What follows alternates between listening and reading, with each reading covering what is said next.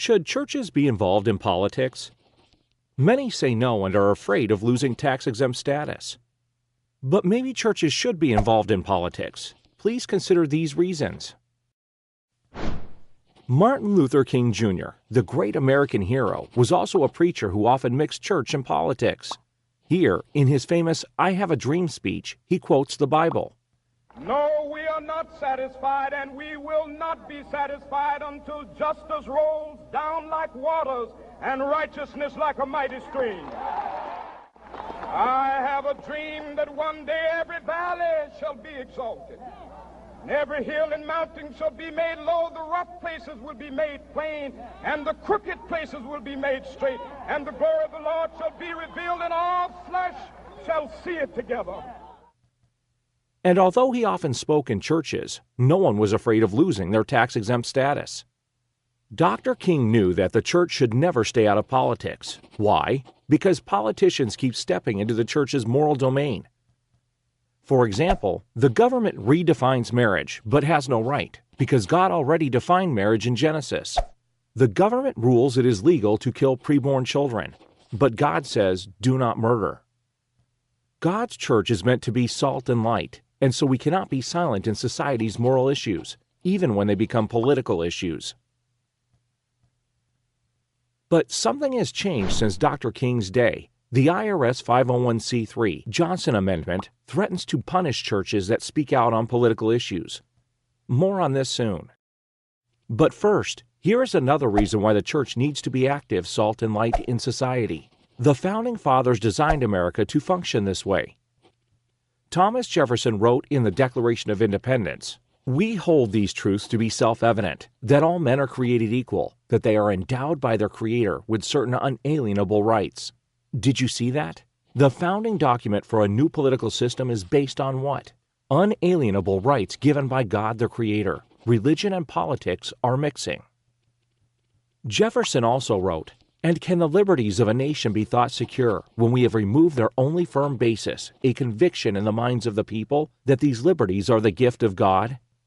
Jefferson said a nation's liberties are only firm when people believe God gives the liberties. Why? Because if God gives liberties, then no government can take them away.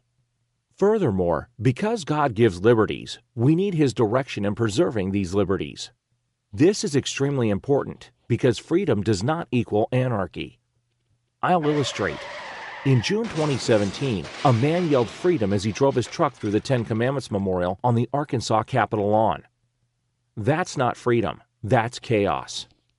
Freedom is not being able to do anything you want. Freedom is the gift from God to do what is right. When a nation of people do what is right, the result is a stable, peaceful society. This is freedom. And here's where the church comes in. Who is qualified to teach what is right? The schools won't. The government and media most certainly don't. Only God is, and He's chosen to work through obedient churches. The church is to teach morality. Jefferson knew this, and that's why he stressed that a belief in God is the only firm basis for the liberties of a nation.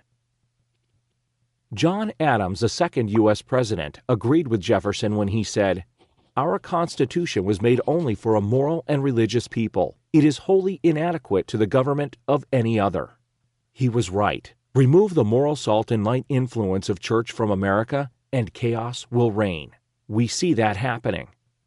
Samuel Adams, the father of the American Revolution, said, "Let statesmen and patriots unite their endeavors to renovate the age by educating their little boys and girls and leading them in the study and practice of the exalted virtues of the Christian system."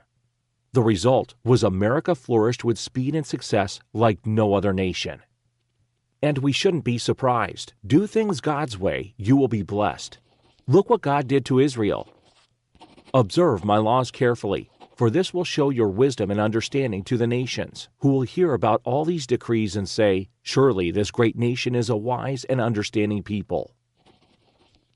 America used to be considered a wise and understanding people. This can happen again, but it depends on the church living out God's purpose. In 1 Timothy 3:15, the church is called the pillar and foundation of the truth. What does this pillar do? It holds up the truth. The world needs the truth, but they can't hear it if we're silent. Now let's discuss the Johnson 501c3 amendment. The restriction was championed by Lyndon B. Johnson. In effect, it reads, if you want to be exempt from paying taxes, you cannot be involved in partisan politics. Most U.S. churches fall under the 501c3 category and so are afraid to discuss political issues. But here's a shocking fact. There is nothing that requires a church become a 501c3 nonprofit. The church in America is, by nature, tax exempt.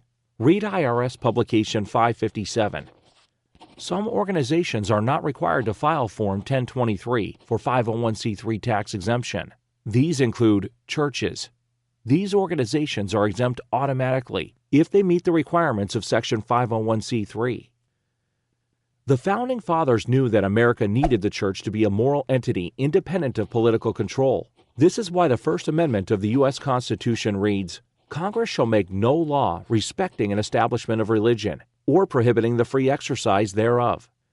But still, the Johnson Amendment applies to churches, and out of fear, many churches ceased being salt and light, and the pillar holding up the truth. As a result, America and the world have suffered.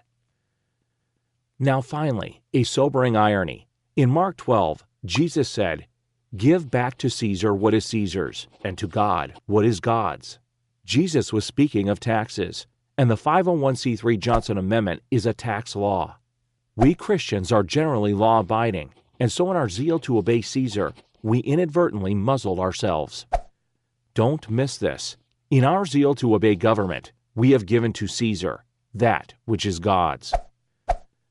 We have allowed the church to be turned into a corporation under the jurisdiction of the government, when the church should, firstly, be under the headship of Christ. So what now?